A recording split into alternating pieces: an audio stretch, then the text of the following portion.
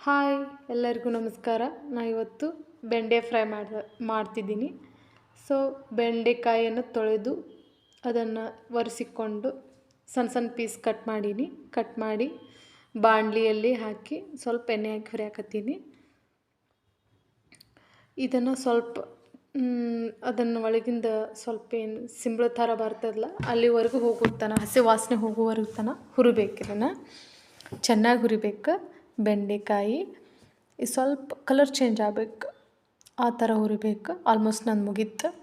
ಒಂದು ಪ್ಲೇಟ್ ಹಾಕ್ಕೊಂಡೀನಿ. 2 ಹೆಸರು ಬೆಳ್ಳುಳ್ಳಿ, ಒಗ್ಗರಣೆಗೆ ಎಣ್ಣೆ, ಜೀರಿಗೆ, ಬೆಳ್ಳುಳ್ಳಿ ಹಾಕಿ ಸ್ವಲ್ಪ ಫ್ರೈ ಮಾಡಬೇಕು. ಕಲರ್ ಚೇಂಜ್ ಆಗೋವರೆಗೂ ಫ್ರೈ ಮಾಡಿದ ನಂತರ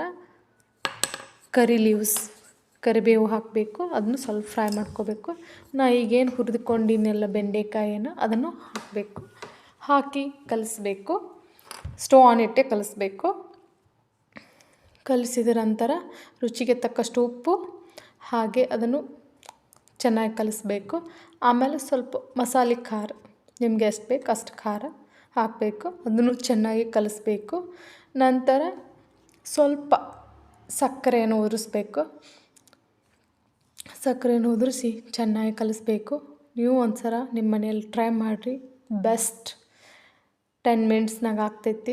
ಮಸ್ತ್ ಆಗ್ತೈತಿ. ಚಪಾತಿ, ಬಿಸಿ ಬಿಸಿ ಚಪಾತಿ, ರೊಟ್ಟಿ ಜೊತೆ ಅಂತೂ ಸೂಪರ್ ಕಾಂಬಿನೇಷನ್. ಸೊ ನಮ್ಮ ಬೆಂಡೆ ಫ್ರೈ ರೆಡಿ ಟು ಈಟ್.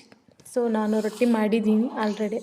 ರೊಟ್ಟಿ ಜೊತೆ ಬೆಂಡೆ ಫ್ರೈ ಸೊ ಮಸ್ತ್ ಕಾಂಬಿನೇಷನ್. ನೀವು ನಿಮ್ಮ ಮನೇಲಿ ಒಂದು ಸರಿ ಟ್ರೈ ಮಾಡಿ.